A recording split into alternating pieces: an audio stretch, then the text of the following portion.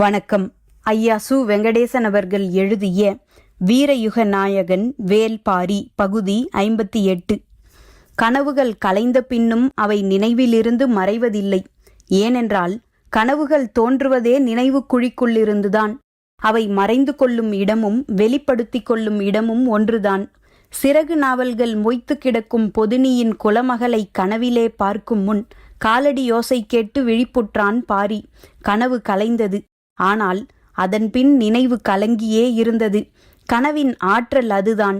நாவற்பழத்தின் துவர்ப்புச் சுவை படிந்து கிடக்கும் பெண் யாராக இருப்பாள் என்ற வினா எளிதில் உதிர்வதாக இல்லை. மேழகன் ஐஞ்சுவை கல் கொடுத்து வரவேற்ற கணத்திலிருந்து பாரியின் கண்கள் ஆதினியை தேடத் தொடங்கின. அவன் நினைவில் நாவற்பழங்கள் பறந்தபடியேதான் இருந்தன. ஆதினி மட்டும் கண்ணீர் படாமலே இருந்தாள். வந்தவர்கள் விருந்துண்டு மகிழ்ந்தனர். எவ்வியூர் போல மலைமுகட்டில் உள்ள ஊரல்ல பொதினி. மலையடிவாரத்து சிறு குன்றின் மேல் நிலை கொண்டுள்ள ஊர். புல்வேய் குரம்பை குடில்கள் இதமான சூழலை கொண்டிருந்தன. பாரியின் கண்கள் முதன்முறையாக ஆதினியை கண்ட பொழுது அவள் சற்றே மறைந்திருந்து அவனை பார்த்து கொண்டிருந்தாள். தான் பார்த்த கணம் சட்டென மறையும் ஒருத்தி அவளின்றி வேறு யாராக இருக்க முடியும்? அவள் மறையத் தொடங்கும் பொழுதே மனம் கண்டறியத் தொடங்கிவிட்டது.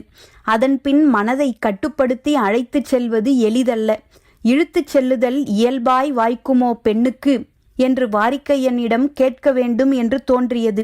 சேரனுடனான போரில் முன்களத்தில் நிறுத்தி எந்த பதிலும் சொல்லாமல் தவிக்க விட்டவன்தானே நீ, இப்பொழுதும் விடையின்றி தவித்தலை என அவன் எண்ணுவானோ என்று தோன்றியது. இருவரும் காண்பதற்கு முன்பே ஒருவரை பற்றி ஒருவர் அறிந்து வைத்திருந்தனர். செம்மாஞ்சேரலுடனான போரில் பாரி ஈட்டிய வெற்றி மலைநாடெங்கும் பரவியிருந்தது. ஆதினியின் கனவுக்குள் அவ்வெற்றி நாயகனே நிலை கொண்டிருந்தான்.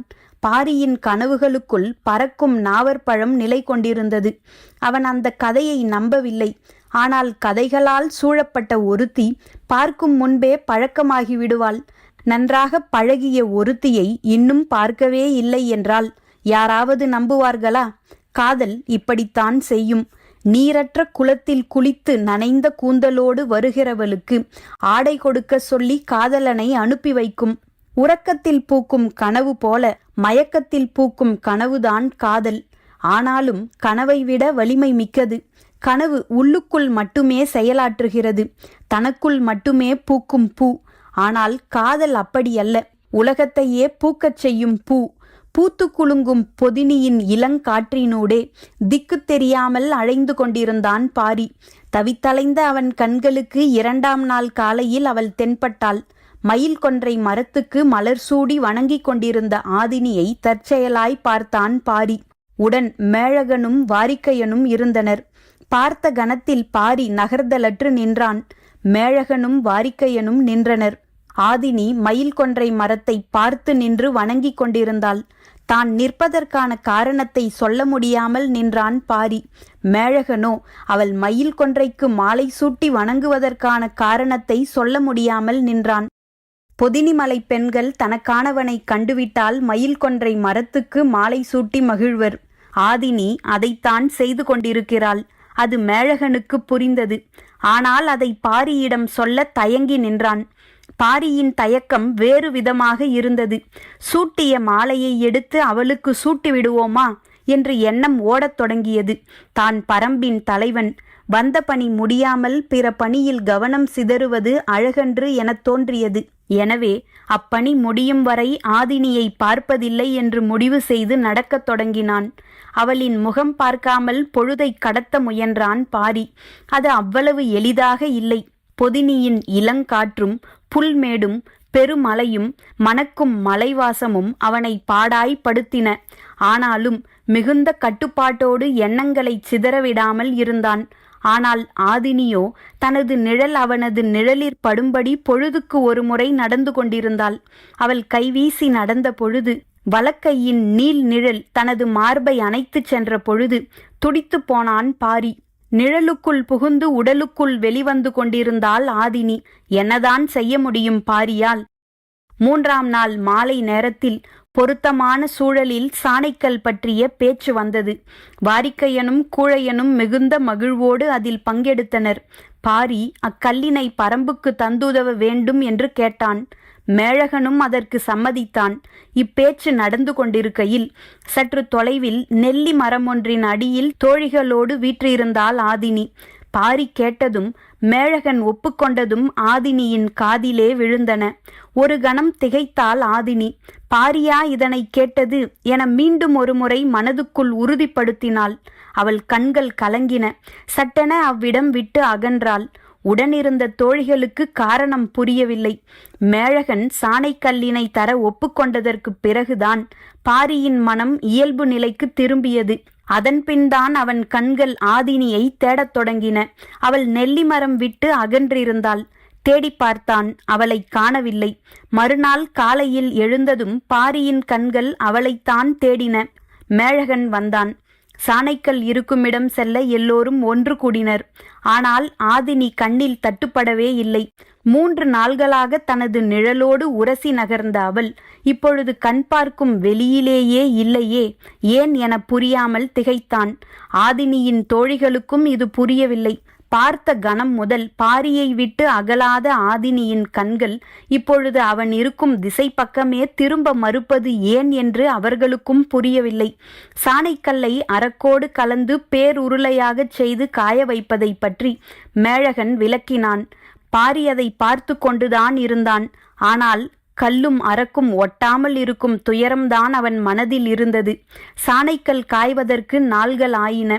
அதுவரை காத்திருந்தனர். ஆனால் பாரியால் ஆதினியின் புறக்கணிப்பை புரிந்து கொள்ளவும் முடியவில்லை, தாங்கிக் கொள்ளவும் முடியவில்லை. அவளுடன் இருந்த தோழிகளுக்கும் விளங்கவில்லை. அன்று காலை வாரிக்கையனும் கூழையனும் உடன் வந்தவர்களை அழைத்து கொண்டு மருத்துவ குடில் நோக்கி புறப்பட்டு போன பொழுது பாரி மட்டும் போகாது தனித்திருந்தான். இன்று ஆதினியை கண்டு பேசுவது என முடிவோடு இருந்தான். சிற்றோடை கரையில் இருந்த செண்பக மரத்தின் அடியில் அவள் அமர்ந்திருந்தாள். தனித்திருந்தவளின் முகத்தில் கவலையின் கீற்று தென்பட்டது. குழப்பத்தின் பிடியில் இருந்த பாரி அவள் முன்னர் வந்து நின்றதும் பேச ஏதுமற்ற அவள் புறப்பட ஆயத்தமானாள். மரித்த பாரி என்னை விட்டு அகல்வதன் காரணம் என்ன எனக் கேட்டான். நிமிர்ந்து பாரியின் கண்களை பார்த்தாள் ஆதினி. பார்வையின் பொருள் அவனுக்கு புரியவில்லை. அவள் சொன்னாள், பரம்பின் தலைவன் நான் நினைத்தது போல் இல்லை. அதிர்ந்தான் பாரி. அவள் எதன் பொருட்டு இவ்வார்த்தையை பயன்படுத்துகிறாள் என புரிந்து கொள்ள முடியவில்லை. ஒருவேளை இவள் தந்தையிடம் சாணைக்கல் வேண்டும் என உதவி கேட்டதால் இப்படி எண்ணுகிறாளோ என்று தோன்றியது. இதில் தவறொன்றும் இல்லையே. வேளிர்குலம் தங்களுக்கு தேவையானதை கொடுத்து மாற்றிக்கொள்ளும் பழக்கம் எப்பொழுதும் உள்ளதுதானே. இதற்கு ஏன் இப்படி நினைக்க வேண்டும் என்று எண்ணியபடி அவளை பார்த்தான். அவள் நேர்கொண்ட பார்வையை கீழிறக்காமல் இருந்தாள்.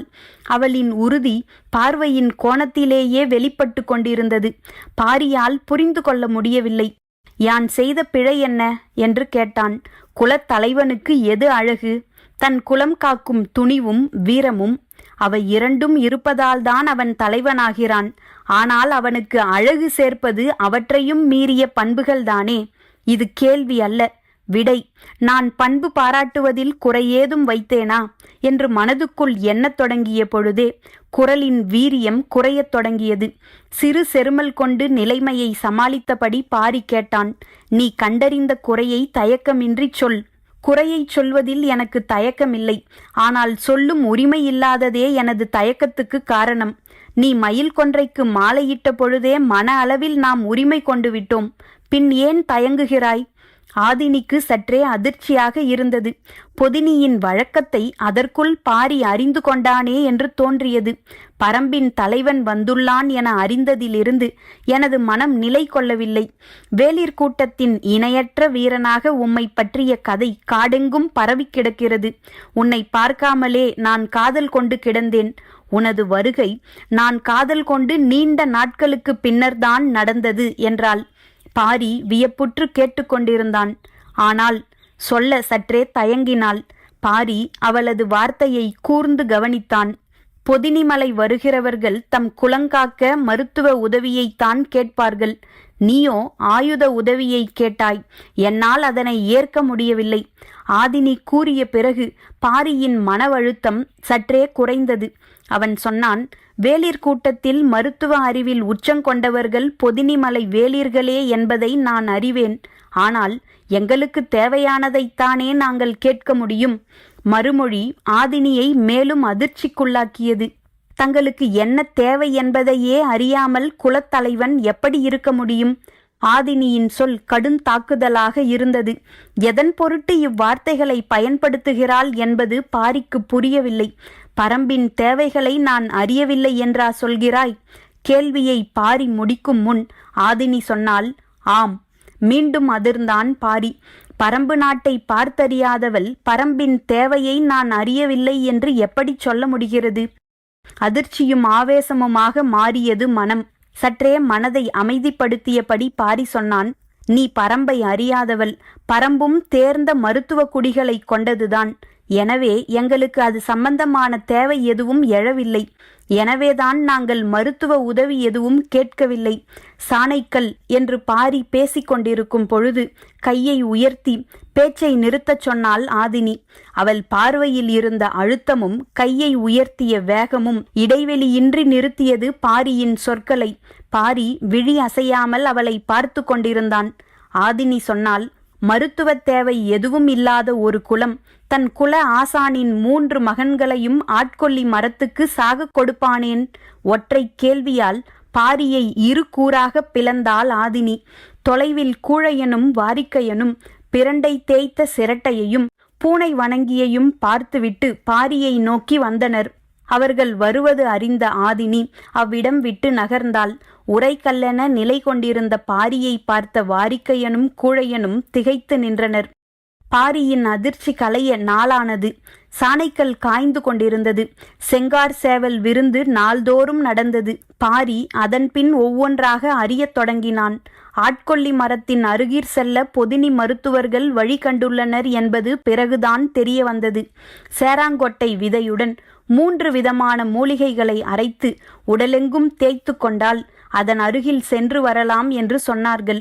சரி, இவ்வளவையும் தேய்த்து அதன் அருகில் செல்ல வேண்டிய தேவை என்ன என்று கேட்டபொழுது அதற்கு அவர்கள் சொன்ன காரணம் பேரதிர்ச்சிக்குள்ளாக்கியது. பொதினி வாழ் வேளிர் கூட்டத்தின் மருத்துவ அறிவு எவ்வளவு உச்சங்கொண்டிருக்கிறது என்பதை பாரியால் அப்பொழுதுதான் முழுமையாக புரிந்து கொள்ள முடிந்தது. செம்மாஞ்சேரலுடன் போரிட்டு அடைந்த வெற்றி மட்டுமன்று, தேக்கனின் மகன்களை ஆட்கொல்லி மரத்துக்கு சாக கொடுத்தது கூட கதை கதையாய் மலையெங்கும் பரவி கிடக்கிறது என்பதும் பாரிக்கு புரிந்தது. வந்த புதிதில் சாணைக்கல்லை பற்றியே கேட்டுக்கொண்டிருந்த பாரி இப்பொழுது ஆட்கொல்லி மரத்துக்கான மருத்துவத்தையே கேட்டுக்கொண்டிருக்கிறான் என்பதை மேழகன் கவனித்தபடி இருந்தான். வேளிர் கூட்டத்தோடு ஒரு மாற்று செய்யலாம் என்பது முன்னோர் வாக்கு. ஆனால் பாரி இருபொருள் கேட்பானோ என்று தோன்றியது. சாணைக்கல் அறக்கோடு காய்ந்து இறுகப் பற்றி வட்ட வடிவ உருளையாக மாறியது. நாளை அதனை எடுத்து பயன்படுத்தலாம் என்று மேழகன் சொன்ன பொழுது பாரி சொன்னான், எனக்கு சாணைக்கல் தேவையில்லை. இது மேழகன் எதிர்பார்த்ததுதான். சாணைக்கல்லுக்கு மாறாக ஆட்கொல்லி மரத்துக்கான மருந்தினை கேட்பான் என்று முன்கூட்டியே நினைத்திருந்தான். ஆனால் அம்மருந்தினை இனிமேல்தான் உருவாக்க வேண்டும் என்றான். நான் அம்மருந்தினை கேட்கவில்லையே என்றான் பாரி. மேழகன் அதிர்ந்தான். சாணைக்கல்லும் வேண்டாம், ஆட்கொல்லி மரத்துக்கான மருந்தும் வேண்டாம் என்றால் உனக்கு என்ன வேண்டும் என்று கேட்டான். அதனை ஆதினியிடம் கேட்டுக்கொள்ளுங்கள் என்றான் பாரி. மேழகனுக்கும் புரியவில்லை, உடனிருந்த வாரிக்கையனுக்கும் புரியவில்லை. சற்றே குழப்பத்தோடு மகளிடம் போய் கேட்டான் மேழகன். பாரிக்கு என்ன வேண்டும்? இதனை ஏன் என்னிடம் வந்து கேட்கிறீர்கள்? பாரிதான் உன்னிடம் கேட்கச் சொன்னான். பரம்பின் தேவையை என்னை விட நீதான் அதிகம் புரிந்திருக்கிறாய். இப்பொழுது சொல், நான் எதை கேட்க வேண்டும் என்று பாரி காதோடு கேட்கும் குரல் அவளுக்குள் எதிரொலித்தது. உள்ளுக்குள் ஓடிய சிரிப்பை மறைத்தபடி ஆதினி சொன்னால், மணவிழாவுக்கு ஏற்பாடு செய்யுங்கள் தந்தையே. மேழகனுக்கு புரியவில்லை. பரம்பின் தேவை என்ன என்றுதானே உன்னை கேட்கச் சொன்னான்? ஆம், பரம்பின் தேவை நான்தான். அதை நான் சரியாக கணிக்கிறேனா என்பதை அறியவே பாரி உங்களை அனுப்பியுள்ளான்.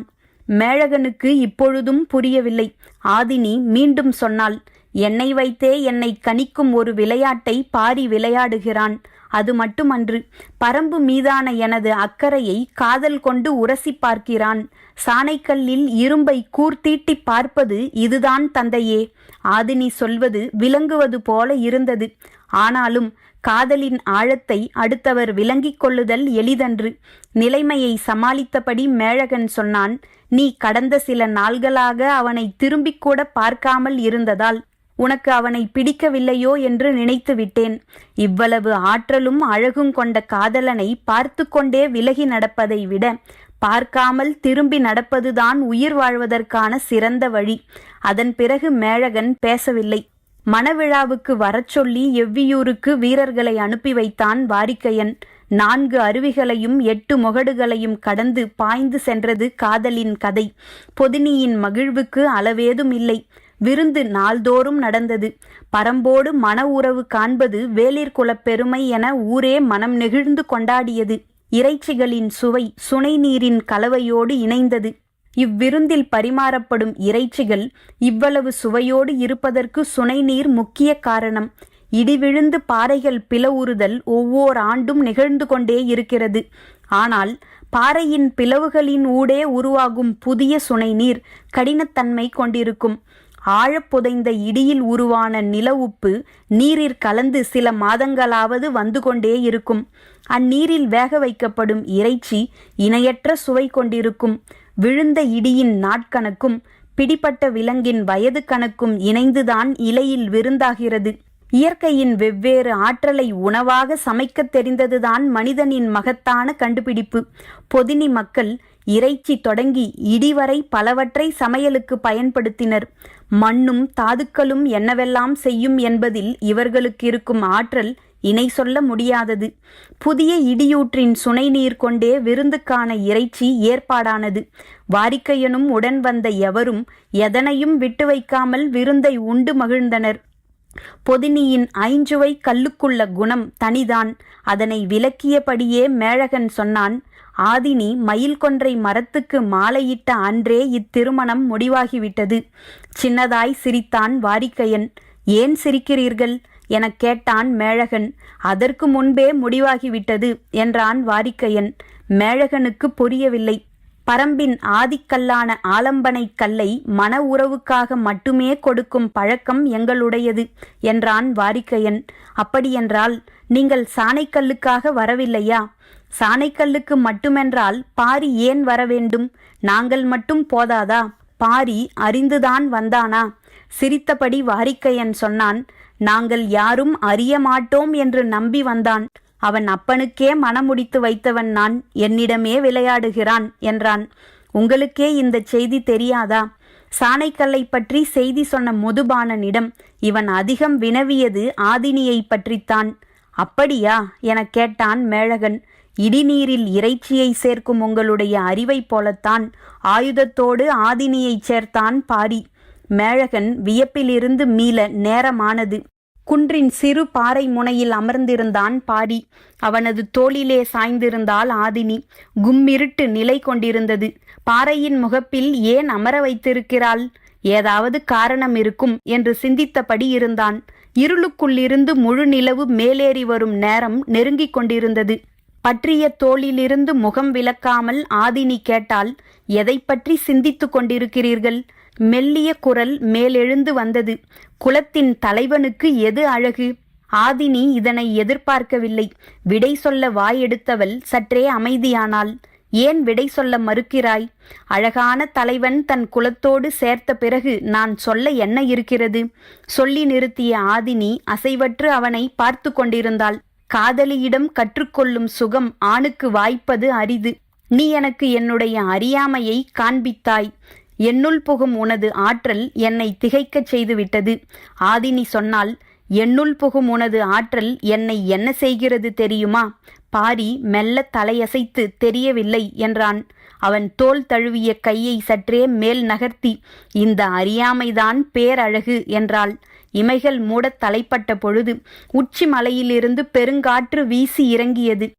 எதிர்ப்புறக் குன்றின் பின்புறத்திருந்து முழு நிலவு மேலெழ மஞ்சள் ஒளியில் மரங்களின் நுனி இலைகள் கூசிச் சிலிர்த்தன. மயங்கிய பாரி இயற்கையின் பேரழகை விஞ்சும் ஆற்றல் தனது கன்னத்தை ஏந்தி நிற்கும் கைகளுக்கு இருக்கிறதோ என நினைத்து கொண்டிருக்கையில் ஆதினி சொன்னால், கண்களை மூடுங்கள், உலகின் பேரழகை காட்டுகிறேன். அவள் சொல்லிய விதமே பெரு மயக்கத்தை ஊட்டியது. என்ன செய்யப் போகிறாள் என அறியும் ஆவலில் கண்களை மூடினான். இவ்வளவு பொழுதும் தனது உடலோடு ஒட்டியிருந்த அவள் தன்னை விட்டு விலகுகிறாள் என்பதை உணர்ந்தபடியே இருந்தான் பாரி. சிறிது நேரம் எதுவும் சொல்லாமல் இருந்தாள். பாரியின் எண்ணங்கள் எங்கெங்கோ போய் திரும்பின. இப்பொழுது கண்களை திறங்கள் என்றாள். பாரி மெல்ல கண்களை திறந்தான். எதிரில் ஆதினி நின்று கொண்டிருந்தாள். சிறு புன்னகையோடு அவனையே பார்த்து கொண்டிருந்த அவள் வலப்புற மலை உச்சியை கை காட்டி, அங்கே பாருங்கள் என்றாள். பாரி திரும்பி பார்த்தான். நில ஒளியில் மலை உச்சியை பார்த்து கொண்டிருக்கையில் ஏதோ ஒரு வேறுபட்ட தன்மையை உணர்ந்தான். என்னவென்று புரியவில்லை. காற்று வீசிக்கொண்டிருந்தது. கன நேரத்துக்குள் நூற்றுக்கணக்கான சிறகு நாவர் பழங்கள் மலை உச்சியிலிருந்து காற்றில் மிதந்து வந்து கொண்டிருந்தன. இமைக்காமல் பார்த்தான் பாரி. அலையலையாய் அந்த அதிசயம் வந்திறங்கியது. உச்சி மலையில் எட்டி பார்க்கும் நிலவுக்குள்ளிருந்து கருநீல பொன்வண்டு காற்றெங்கும் மிதந்தபடி பாரியை நோக்கி வந்தது. நம்ப முடியாத காட்சி வானம் முழுவதும் வந்து கொண்டிருந்தது. கன நேரத்தில் கிறுகிறுத்து போனான். மலை உச்சியில் இருக்கும் சிறகு நாவர் காட்டிற்கு நேர் கீழாக இருப்பதுதான் பொதினி குன்று. உட்கார்ந்திருக்கும் இந்த பாறை முனை இன்னும் துல்லியமானது. விரிந்த ஈரிலையால் மிதந்து வரும் நாவலை அவனது கை எட்டிப்பிடிக்கும் பொழுது விலகியிருந்த ஆதினி அருகில் வந்து கட்டிப்பிடித்தாள். ஈரிலை கொண்டு இருவரையும் மூடின சிறகு நாவல்கள். கண் திறக்கவும் முடியாமல் மூடவும் முடியாமல் அவன் தவித்த பொழுது துவர்ப்பின் சுவையை அவனுக்கு ஊட்டத் தொடங்கினாள் ஆதினி. நாவர் பழத்தின் சாறு உள்ளிறங்கியது. பறப்பதற்கு ஈரிலை கூட தேவையில்லை, ஈரிதழே போதும். பரம்பின் குரல் ஒலிக்கும்.